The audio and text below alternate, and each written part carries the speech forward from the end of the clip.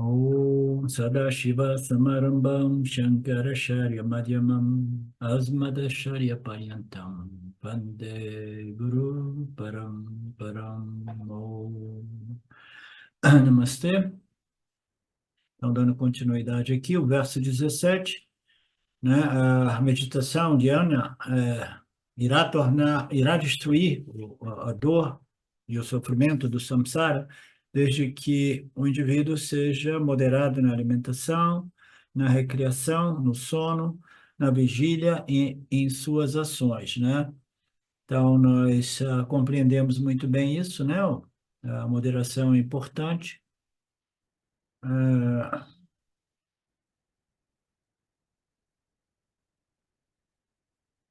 O indivíduo, ele no início, ele é como uma criança, né?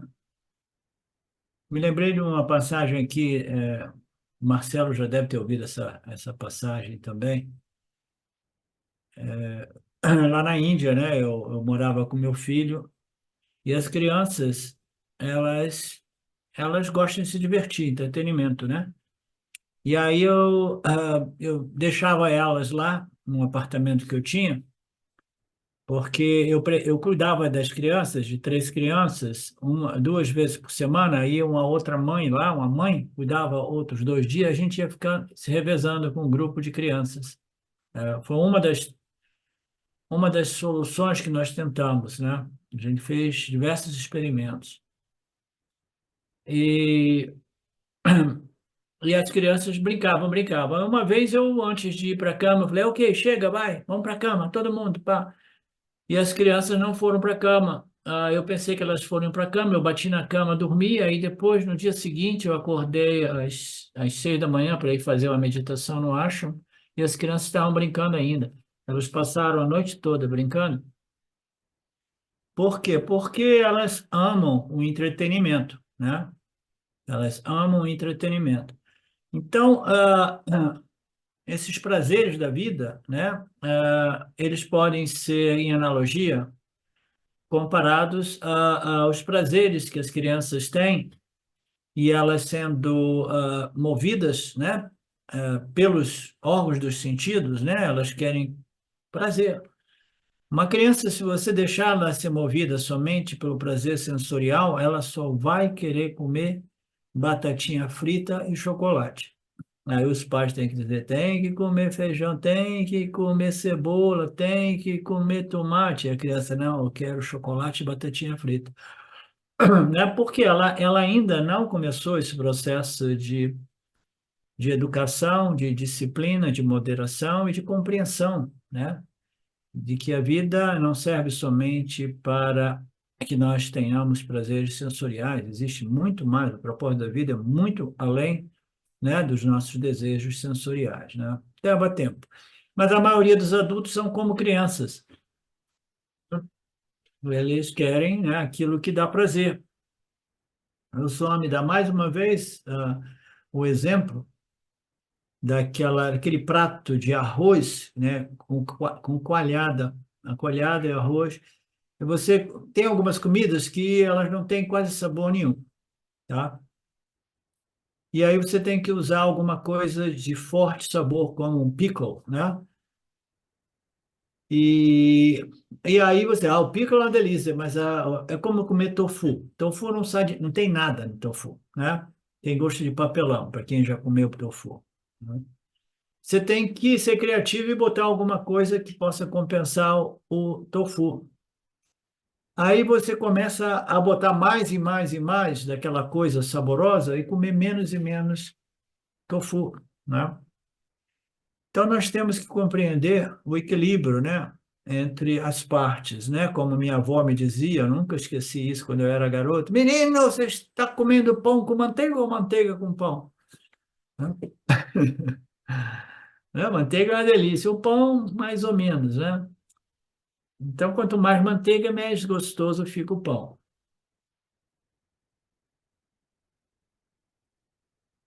Moderação, no entretenimento é muito importante. O entretenimento que a gente vive nos dias de hoje, né, com toda essa tecnologia mediática, né, é um problema, porque está criando uma vassana monstruosa. Todo mundo está ali com esses instrumentos, né, virtuais que nos conectam ao mundo virtual.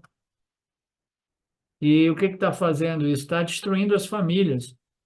As crianças não têm mais tempo para os pais não têm mais tempo para as crianças, a esposa não dá mais atenção para o marido e vice-versa. Então, a falta de moderação a respeito dessa situação, né, do mundo digital governado pela inteligência artificial está destruindo a família. Isso não tem a menor dúvida. E a família ela só sobrevive na medida que elas passam tempo juntos, né? Pelo menos em torno à mesa.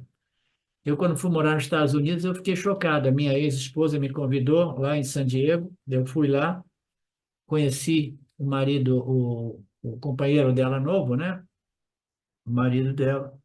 E na hora que eles fizeram a comida lá, eles pegaram, cada um se serviu, e em vez de todo mundo ir para a mesa, foi todo mundo sentar no sofá, diante de uma televisão enorme, né?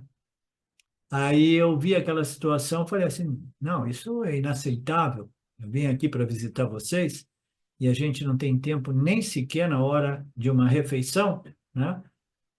Aí eu abri o jogo, falei, ó, isso é inaceitável para mim, né? Eu fui, sentei na mesa, aí ela sentou na mesa comigo e o marido dela, muito contrariadamente, sentou na mesa também, né? Por quê? Né? As famílias estão separadas nos Estados Unidos por causa dessa vassana do tubo, a televisão, e a comida é para ser comida no sofá da televisão, né?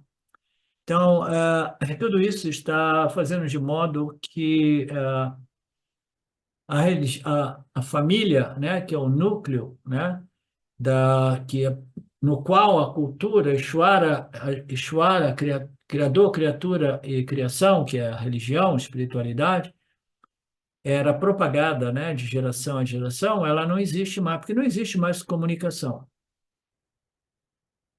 Prioridade agora é entretenimento. E assim, quando a família vai, a religião vai, Deus vai, e nós entramos na era tecnológica da inteligência artificial e governado por uma hierarquia corporativa que realmente se beneficia de tudo isso, como nós sabemos. Nossas escrituras dizem constantemente que este estilo de vida irá acabar com a humanidade. E o aviso, liga, desliga, para receber este aviso, você deve ter um tempo para ouvir este aviso, mas as pessoas não têm nem mais tempo para ouvir. A nossa civilização está sendo destruída literalmente pelo materialismo, tempo nem de ouvir esses avisos a respeito daquilo que está chegando. Portanto, Krishna diz, dedique tempo para o seu satsanga, associação com a verdade, associação com as escrituras, né? Encontre um Mahatma, um guru, um professor, eles vão lembrar e vão compartilhar esses ensinamentos. Ou vá para um ashram e viva no ashram, sempre ser lembrado de qual é o propósito real da vida, né? O que eu estou fazendo com a minha vida?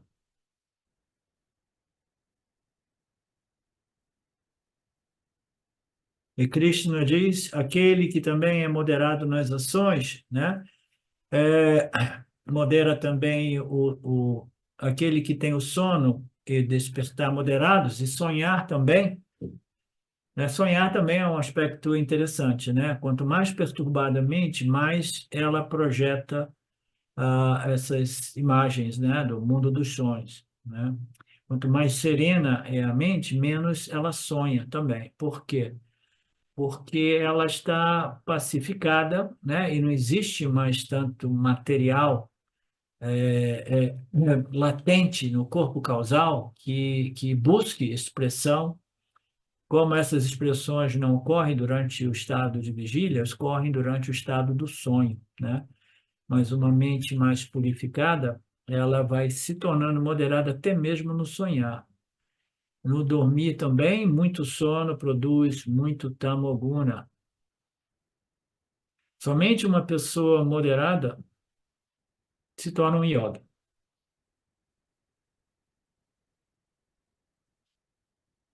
Esta moderação irá destruir o sofrimento, a dor, a doença do samsara, porque é a base na qual o melhoramento mental, emocional, psicológico, espiritual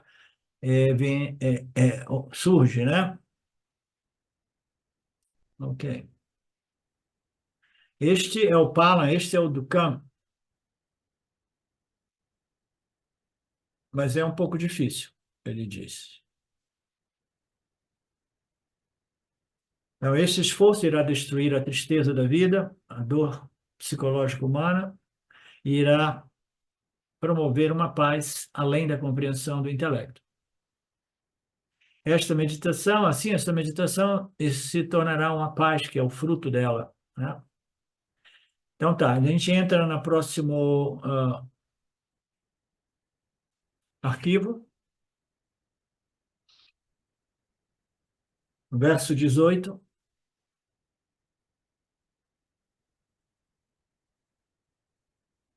Marcelo, antes de nós entrarmos nisso, vamos falar de uma coisa. Pode deixar aberto aqui o microfone para as pessoas que assistirem.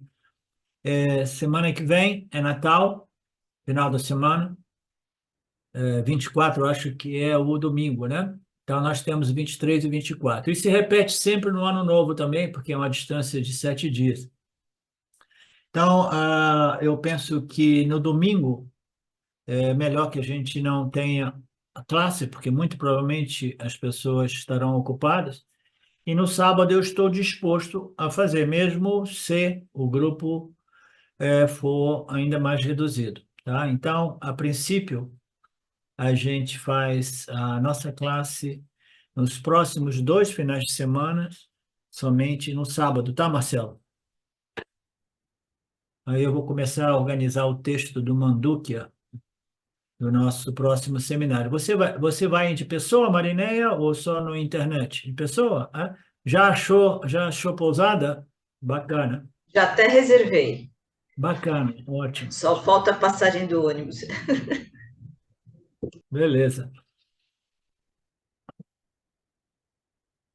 Ok, o verso número 18 é quando a mente contida permanece focada aonde? No Ishvara, Saguna Ishvara, mas ela, depois, com o tempo, ela permanece focada no próximo Nirguna Ishvara, no próprio Atma. Então, o meditador que está totalmente desconectado de todos os objetos do mundo, né, ele é chamado yogi, né?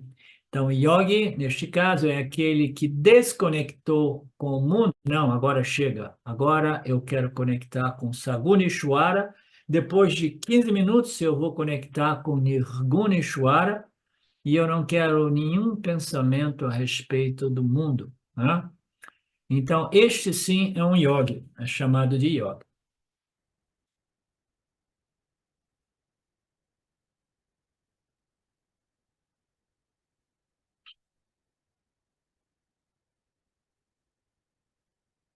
Nós vimos que depois dele falar das preparações preliminares, né, gerais, ele falou sobre o Palam.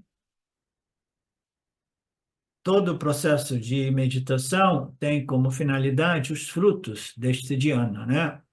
Este é a culminação do processo, né? E qual é o Palam? Qual é o resultado? Qual é a frutificação? É uma mente pacificada, uma mente tranquila, mas uma mente que saiba pensar, seja direcionada, né, de acordo com as escrituras dos Upanishads. Ela pensa em harmonia, um fluxo constante de pensamentos a respeito da natureza do eu, do ser, né? Livre de pensamentos destoantes, né? Destoantes, né? Ao se tratar deste tema, o guru aqui segue de perto o sistema apresentado pelo Ashtanga Yoga. Então, aqui ele está falando sobre o processo de preparação da mente para o Nididhyasana, que é a meditação no Atma, no ser, né, em Brahman. e que é a culminação final. Mas aqui, nesta passagem do Bhagavad Gita, o professor, que é o Krishna Guru, né, ele apresenta, né, o sistema do Ashtanga Yoga de Patanjali, né?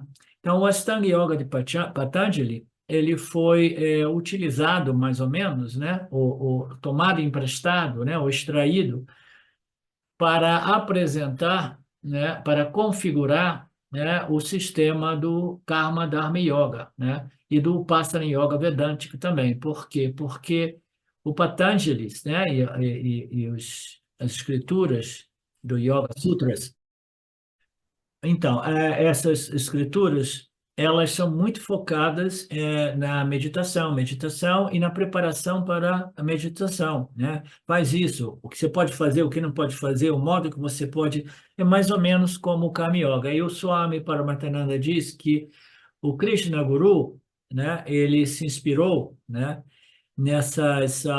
ou ele, o Adyasa Acharya, né, que é aquele que escreveu, né? Ele compilou tudo isso com base nos ensinamentos de Krishna, e de repente Krishna, que foi o guru que ensinou isso, ele parece ter utilizado alguns fundamentos, né, do Ashtanga Yoga, ou do sistema. Então, a yoga de Patanjali é muito focada em fazer para obter. E eles fazem para obter, que é muito válido neste processo, né? Os Vedas aceitam, e por isso que eles utilizaram essas ferramentas também no Bhagavad Gita, que é uma escritura aceita pelo Vedanta, né? Vista e analisada do ponto de vista, né, do Yana, né? Então, ele apresenta muitas práticas, né, de observação do Dharma, fazer o que você pode fazer, não pode comer muito, não pode isso, moderação, meditar, né? E a combinação do processo de meditação dentro do contexto do yoga de Patanjali não é a Aham Brahmasmi, mas é o apagão do Nirvikalpa Samadhi. Então, são duas perspectivas ou ciências diferentes, ou filosofias diferentes. A filosofia do Ashtanga Yoga, né, ela visa o silêncio absoluto e o Samadhi. E a filosofia do Vedanta, né, ela é muito prática enquanto os ensinamentos a respeito da ação e seus resultados, que nós vemos no Karma, Dharma, Yoga, né, e o Upasana, que você faz isso e isso para quê? Para o melhoramento, purificação, refinamento do complexo corpo-mente. Então, o Yoga de Patanjali é totalmente focado neste processo de melhoramento, de purificação, né, de desenvolvimento do complexo corpo-mente. Mas ele tem como objetivo final o Samadhi, que é um vazio, ausência de pensamento, destruição da mente. Então, todos esses conceitos que são inerentes no yoga, né, de Patanjali, né, que é o mundo da yoga. Yoga sempre existiu, e a diferença é simplesmente essa, que eles fazem toda essa preparação, cujo objetivo final, ou culminação deste processo, é o Nirvikalpa Samadhi. O Vedanta diz que não. Nirvikalpa Samadhi serve para pouco ou nada. A culminação de todo esse processo de preparação do complexo corpo-mente é a compreensão dessas declarações de identidade, tal qual eu sou, a consciência e existência de natureza infinitamente não limitada, né? É esta compreensão que irá integrar e, e transformar a nossa personalidade emocional, né? Mas existe a possibilidade de integração e melhoramento através do Yoga Shastram, ou Yoga Sutras de Patanjali, né? Existe. Então, o Gita, ele pega muitos desses modelos, né, de preparação do yoga, ele insere ali nos ensinamentos de Karma Yoga, né, e de Upasana Yoga, que nós estamos vendo aqui, né, mas com uma diferença fundamental. Fundamentalmente, na filosofia do Vedanta, né, ele não é aceita a filosofia do yoga, porque o objetivo do yoga é Kalpa Samadhi, né? O yoga de Patanjali tem duas partes, uma é a preparação teórica, né? E a outra é a prática da meditação, meditação, meditação, né? E essa filosofia deles é chamado de Yoga Darshana, né? Então, a prática é uma coisa, e a filosofia, ela é uma outra coisa. Eu não tenho muita compreensão do que seja a filosofia do yoga de Patanjali. Eu dei uma pesquisada hoje de manhã, mas eu fiz um download de um PDF bom, mas é tudo em inglês, né? Mas quando eu li assim, passei os olhos, a filosofia é a diferença. Existem muitos aspectos, né, que diferem a filosofia do Vedanta da filosofia do Yoga Sutras, né? Mas essa filosofia das Yoga Sutras, elas são principalmente, fundamentalmente focadas ou baseadas em esoterismo, misticismos, entendeu? E samadhi, tá? Então, é uma filosofia totalmente diferente. O Vedanta, ele é uma filosofia, né, que nos diz que o autoconhecimento e moksha não tem nada a ver com experiências místicas, esotéricas e muito menos com Nirvikalpa Samadhi, tá? Então, a nossa filosofia vedântica, ela não aceita, né, a filosofia dele, mas utiliza essa parte prática, né, e inseriu nos ensinamentos do Gita, tá? Eu estou sintetizando isso porque eu não gosto de entrar nesse tópico, primeiro porque eu não vejo tanto valor, pode se tornar uma distração para vocês começar a entrar no mundo do yoga, tá? Vocês já entenderam? Yoga serve para melhorar, purificar. Karma Yoga, ele é muito mais eficaz. Se tiver necessidade de fazer o Upasana, que é uma meditação para produzir mais foco, que o objeto de foco seja Ishvara, um aspecto de Ishvara. Faça se você se sentir inclinado, mas você sabe que o objetivo não é uma mente calma e tranquila puramente como um fim, mas como um meio para que você possa pensar em alinhamento, em harmonia com as declarações finais dos Upanishads, até que você obtenha o conhecimento, que é a única coisa que liberta o indivíduo do samsara. O conhecimento é Aham Brahmasmi.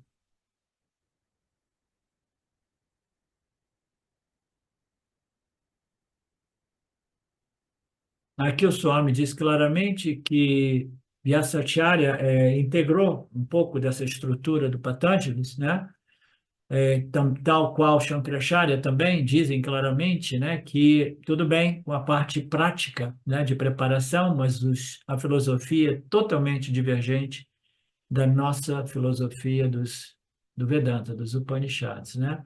Então, nós não aceitamos essa parte, mas a gente utiliza a parte prática, né? Essa é aceitável. Outros Puranas, né? Também é muito utilizado esta parte de preparação ou melhoramento do complexo corpo-mente.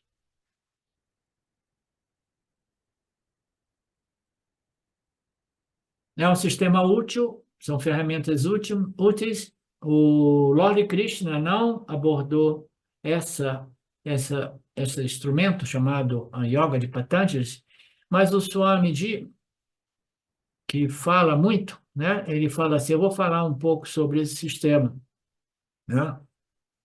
Ele é conhecido popularmente como Astanga Yoga, né? Que é a meditação estruturada em 8 passos, 8 degraus. É um sistema muito bom para integrar e purificar a mente humana, mente, o complexo corpo-mente. O que é a integração? A integração de diversos aspectos da nossa experiência humana. Nós temos a experiência eu, o corpo físico, né? O Annamaya Kosha. Nós temos eu, o meu corpo energético, né, que é o Pranamaya Kosha. Eu tenho eu, né, o meu corpo mental, que é o Manomaya Kosha, né? Eu, o meu corpo intelectual, que é o Yanamaya Kosha, né? E eu, aqui ele não colocou, e o Anandamaya Kosha, que é o corpo causal. Até o corpo causal pode ser incluído como forma de diferentes aspectos, né? Porque são os 5 coxas, né? Se ele deixa fora o corpo causal, ele apresentou os 4 coxas, mas essa purificação, ela penetra também, abrange também uma boa parte do corpo causal, porque você irá inevitavelmente purificar o corpo causal também, tá? Então, é um sistema bom para integrar, de modo que a gente possa crescer, né, simultaneamente em todos esses aspectos ou funções, né, da nossa experiência humana. Ô, professor, essa purificação do corpo causal seria a queimar as vássanas, é isso? Ó, você vai fazendo o Karma Yoga e o Passana Yoga, né?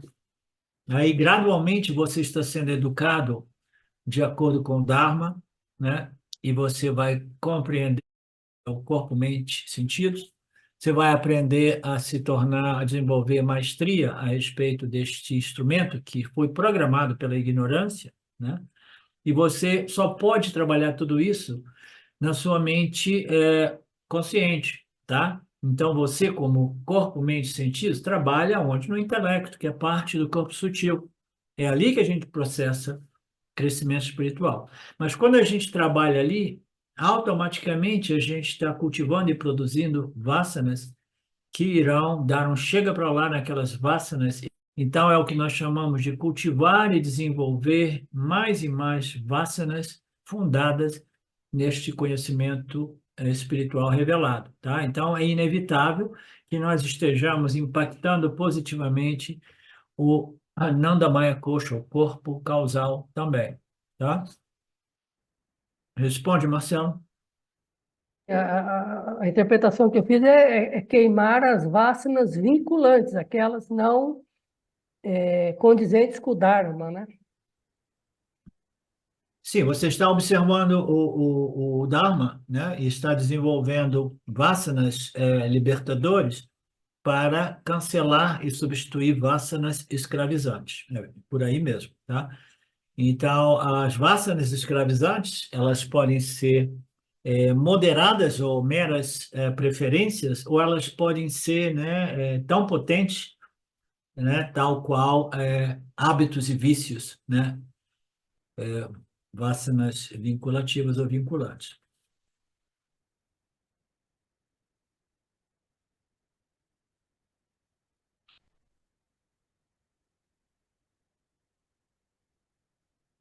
Então, eles observam muito, né, no sistema deles, o que fazer, o que não fazer, observação, né, do que me eleva espiritualmente, como eu costumo dizer, e aquilo que me faz declinar espiritualmente também. E para isso a gente tem que até mesmo mudar os nossos estilos de vida, né, porque eles influenciam a nossa constituição mental.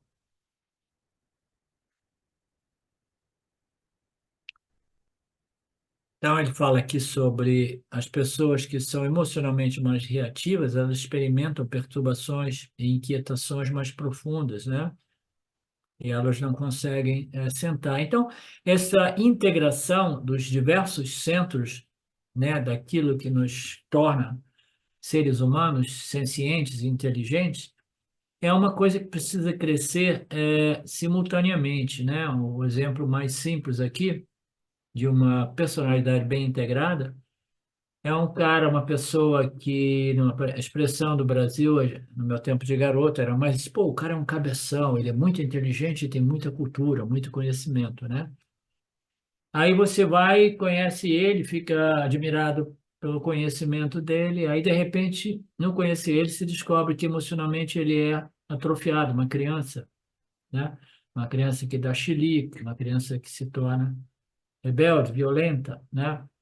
Então, esse é um dos exemplos mais simples, né? Então, todos os centros, né, eles precisam ser harmoniosamente desenvolvidos, isso é a integração da entidade, né, corpo, mente, sentidos, né? Integração deste crescimento, né? E o estilo de vida, como nós sabemos, é fundamental, é o primeiro passo, eu tenho um objetivo na minha vida, o meu objetivo é elevação espiritual, crescimento espiritual, porque eu quero ser feliz. E eu sei que a felicidade, através do consumo dos objetos sensoriais que me dão prazer, é uma armadilha criada por Maia que causa sofrimento, tá? Então, o meu objetivo é o autoconhecimento, ou melhor, o conhecimento espiritual, esta sabedoria espiritual e a libertação. Então, a primeira coisa que eu tenho que fazer é criar um estilo de vida que esteja compatível com o meu objetivo, né? É inevitável. O estilo de vida irá impactar, né, as nossas mentes e irá condicionar o crescimento, né, ou não crescimento espiritual. Então, o estilo de vida é fundamental. Um outro exemplo mais simples, né, que eu apresento é o cara, ele conheceu as escrituras do Vedanta, ele quer o autoconhecimento porque ele é ambicioso em todos os campos, mas ele é um milionário que quer se tornar um bilionário, né? Então, ele vai estar trabalhando com dois objetivos que são conflitantes, porque o autoconhecimento e a libertação do samsara requer uma quantidade de tempo e energia muito grande.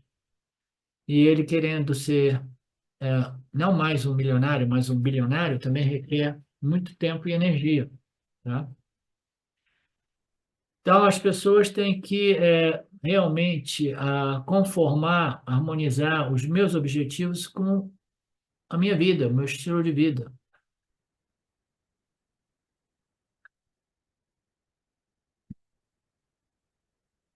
Ok.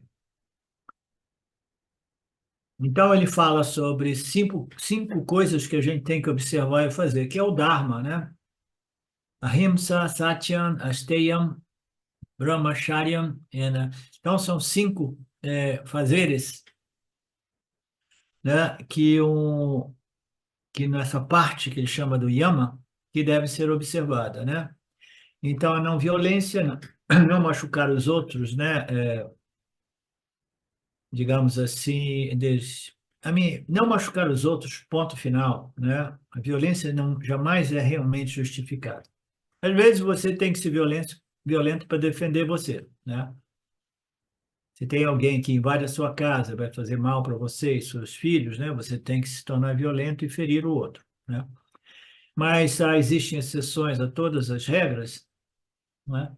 Mas, como nós vimos nos outros capítulos iniciais, o Arjuna dizia, não, Krishna dizia, não, Arjuna, você precisa assassinar os inimigos do Dharma, você precisa ser violento, né? Nós sabemos que a violência existe dentro de nós, por quê? Porque nós fomos violentados enquanto crianças. Então, latentemente, existe uma energia que nos compele, né, a ser violento também. E essa violência, ela se expressa de forma física, verbal e mental. Você pode se tornar violentamente mental, mas se conter. Aí essa violência, né, ela se torna verbal e já é um problema grande. O pior ainda é quando ela se torna física, né? E isso destrói o ambiente, destrói a sua mente e destrói e afeta e fere a mente dos outros. Então eu sou o primeiro a pagar o preço, né, por minha própria violência. Swami apresenta a analogia do reflexo. O mundo é como um espelho. Se a gente sorri para o mundo, o mundo sorri para a gente. Isso é muito bonito, né? Quando a gente se purifica, né? E pacifica as nossas mentes, né? E começa a ver a beleza deste mundo, né? Apesar das dores, né? Aí você vai experimentar né? Como um espelho que joga de volta para você a sua visão de tudo. Tudo é simplesmente Ishvara, tudo é simplesmente Brahman.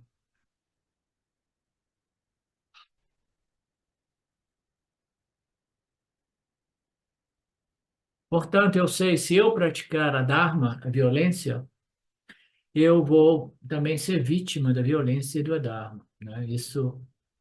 Isso nos traz de volta para o fato de que este universo é regido por leis muito precisas, entre elas as leis éticas, morais, kármicas, psicológicas, que condicionam a experiência humana, né? Então, tudo que a gente vive, todos os nossos parábadas, eles foram desenhados, né, inteligentemente para nós esgotarmos punha e papa, né? Portanto, sabendo disso, procure controlar a sua violência e até mesmo a violência mental, hábitos mentais negativos. Às vezes não somente a violência, mas simplesmente uma tendência de reclamar da vida, que é um modo de reclamar do Criador. Primeiramente, né, abandone esses hábitos. O primeiro foi a rimsa, o segundo ele quer dizer a verdade, né? Sati, a realidade, a verdade. Então, abandone as mentiras, pare de ser mentiroso, pare de dizer coisas irreais. Desistir da falsidade é muito importante. Você não quer mentir para os outros porque você não quer mentir, não quer ser mentido. Imagina se o mundo fosse tal qual aquilo que a gente vê a nível das corporações, dos governos e da mídia, que quase tudo que é dito é falsidade e mentira.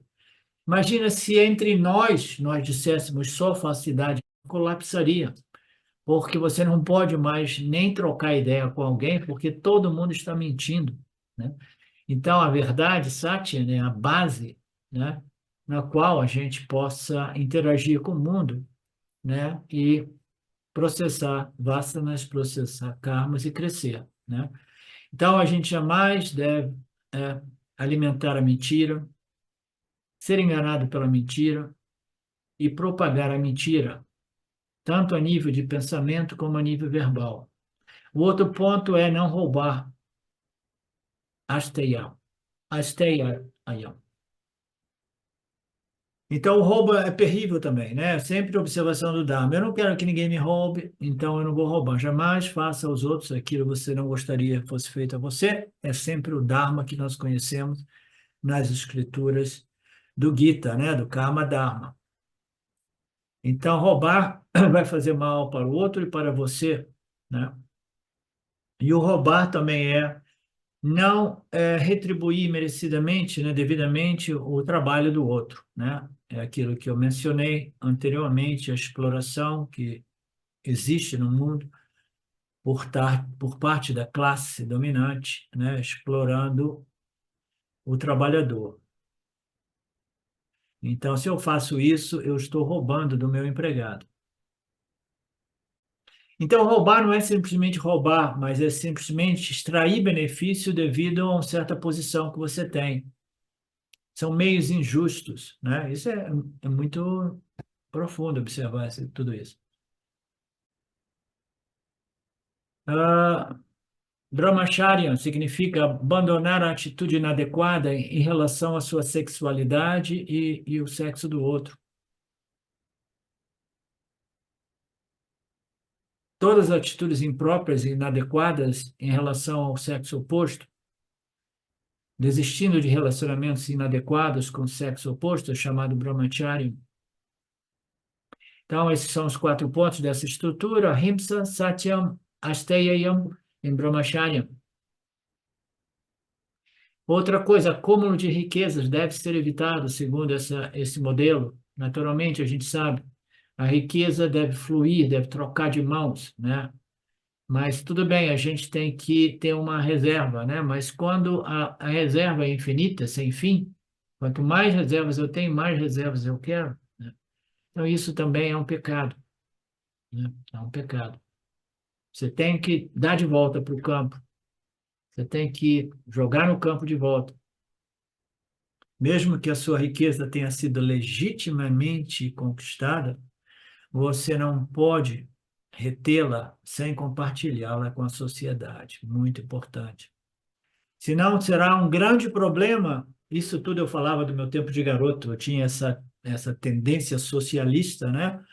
de dizer isso é uma estupidez, essa diferença entre o rico e o pobre não favorece o rico. Eu tinha essa visão clara. Se o rico não compartilha a distribuição de renda com o pobre para acabar com a pobreza, o pobre vai se voltar contra o rico, né? E na minha vida eu vi isso só piorando, piorando, piorando, piorando, e agora as pessoas têm que, no Brasil, né, em muitos outros lugares, morar em prisões confortáveis, condomínios fechados, armados, isso aqui, e os filhos de vez em quando são sequestrados, né? Por quê? Distribuição inadequada de renda, que é a coisa mais, né, séria neste país, nos dias de hoje, principalmente, né? Sempre foi, né? Então, todos nós temos a perder.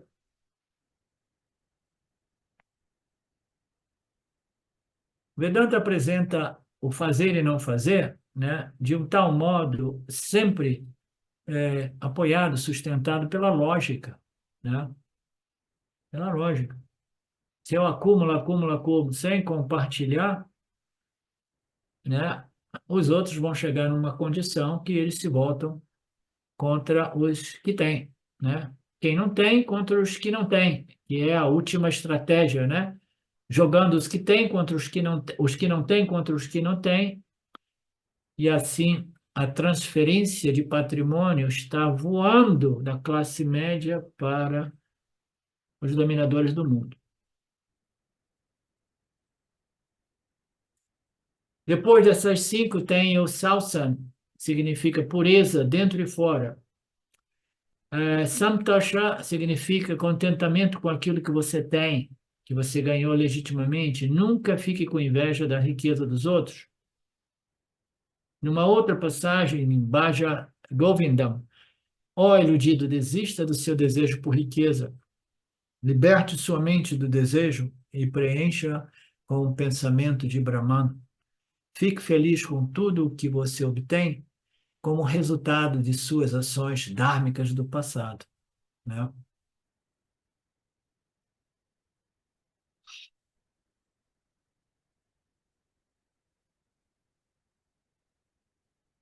Nunca compare, né? Eu me lembro quando era garoto, uma pessoa me diz assim, é uma filosofia boa, eu sei que não se aplicava àquela pessoa, mas como a gente diz na expressão em inglês, talk, falar é fácil, talk is cheap, né? Você não, é fácil, falar é fácil, eu acho que é a expressão em português. Falar é fácil, talk is cheap, né? Então, ele me dizia assim, essa pessoa me disse, era mais idosa, não, a filosofia minha é assim, se eu não posso haver tudo aquilo que eu amo, eu procuro amar, eu amo tudo aquilo que eu possuo. Já que eu não posso haver tudo aquilo que eu amo tudo aquilo que eu possuo e estou totalmente satisfeito. Naturalmente, falar é uma coisa, né?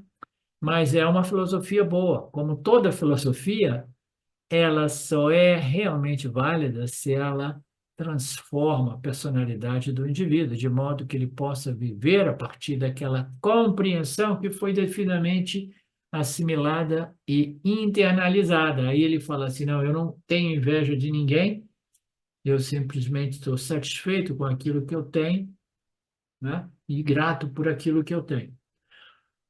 Nunca compare, é um outro aspecto. O estudo das escrituras é obrigatório também dentro dessa estrutura.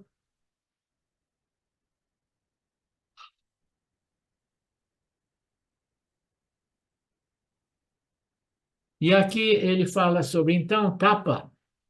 Tapa significa austeridade, é uma vida simples, né? O argentino não pode, não deve viver uma vida luxuosa, tá? É importante viver uma vida muito simples, uma vida não pomposa,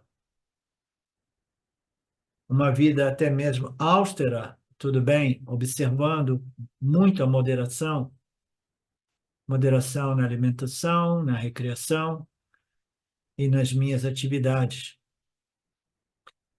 Nós vimos antes que Ishvara Pranidhanam significa entregar os resultados ao Senhor, se render ao Senhor. Então, o que que significa se render ao Senhor, né? Nós vimos na aula de ontem, né? Você simplesmente você desenvolve essa capacidade, né, de aceitar o que você não pode mudar. E essa aceitação não é uma aceitação, não, eu aceito porque não tem nada a fazer. Não, você aceita como com gratidão aquelas circunstâncias desfavoráveis, compreendendo o quê? Compreendendo as leis que regem a experiência humana, que é as leis do karma, tá? Então, compreender as leis do karma é o que nos permite efetivamente de aceitar aquilo que é o nosso parábada, sem dar chilique, sem espernear, sem reclamar de Deus, sem procurar uma vítima para acusar alguém, tá? Coisa mais simples é procurar uma vítima para botar a culpa. Não é assim, Marcelo? Não é por isso que você ficou solteiro agora de uma vez por todas, né? Procurar um culpado, na verdade, né? Exatamente.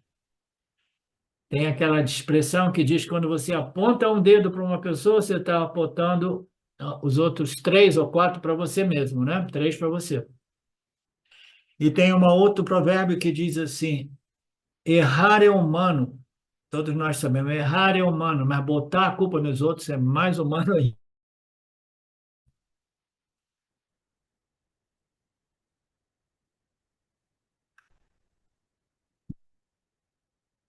Errar é humano, mas botar a culpa nos outros pelo seu erro é mais humano ainda. Então, essa ordem moral, essa lei do karma é o que nos permite, né, receber os nossos parábadas adversos com elegância, né, com sabedoria, com força, com equilíbrio. Até experiências muito dolorosas, elas são mais facilmente aceitas se nós compreendemos essas leis que regem as nossas vidas, né? Mesmo que você encontre uma situação de muita dor através de um câncer terminal, né? Ainda assim, no meio desta dor, você precisa manter este conhecimento. Você nada transforma que não seja um conhecimento devidamente assimilado e internalizado. O mesmo que estejamos morrendo, né, por circunstâncias, né, diversas, nós precisamos manter tudo isso é parte dessa equação kármica e chegou para mim porque é exatamente o meu momento de experimentar este Papa. Todo mundo vai experimentar o Papa da morte. Parece um Papa, mas não, é uma lei natural. Tudo que nasce, cresce, se envelhece e morre, né? Tudo vem segundo essa vontade, entre aspas, de Deus, né? Que é realmente os frutos, né, de tudo aquilo que a gente colocou no sistema Deus. Então, qual é a diferença? A diferença é que eu aceito até mesmo a dor e a morte através desta compreensão, desta lei fundamental que é o karma. Isso significa se render ao Senhor. Render-se ao Senhor é aceitar esta lei mais fundamental da experiência humana, que é causalidade, causa e efeito, karma, né? Ações a nível pessoal, coletivo, universal, que irão produzir o Parabara Karma a nível pessoal, circunstancial, coletivo e universal.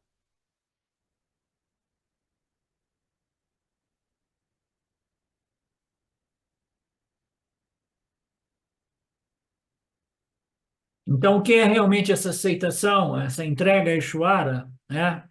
É simplesmente a compreensão, né, de que tudo ocorre segundo essa ordem universal, essa inteligência suprema. Aí eu não vou reclamar de Deus, eu não vou apontar o dedo para ninguém, não vou criticar ninguém, né? Não vou criticar muito menos Deus. Eu aceito tudo a partir desta compreensão.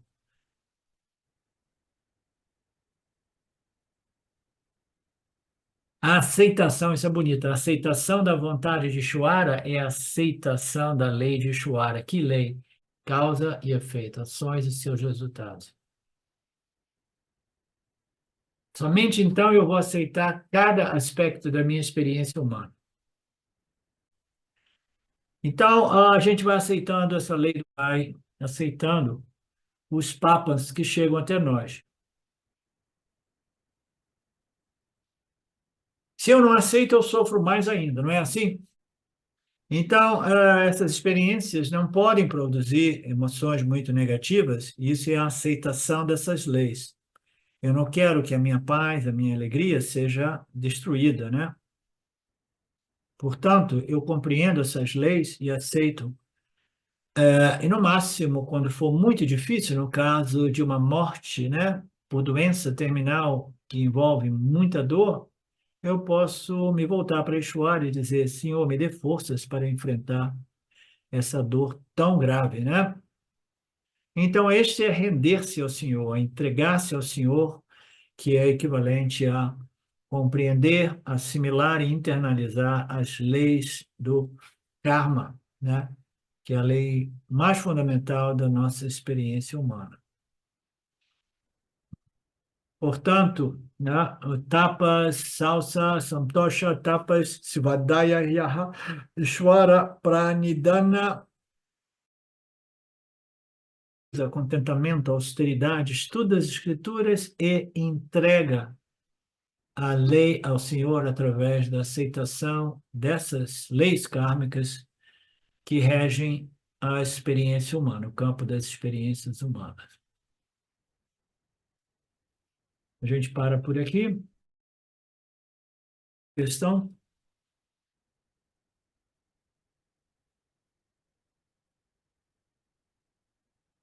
Alguém tem alguma resposta?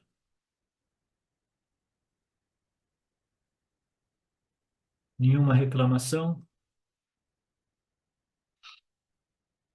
Om Purnamada Purnamidam Purnamudachyate Purnasya Purnamadaya Purnameva Vashishyate Om Shanti Shanti Shanti Om Namastê.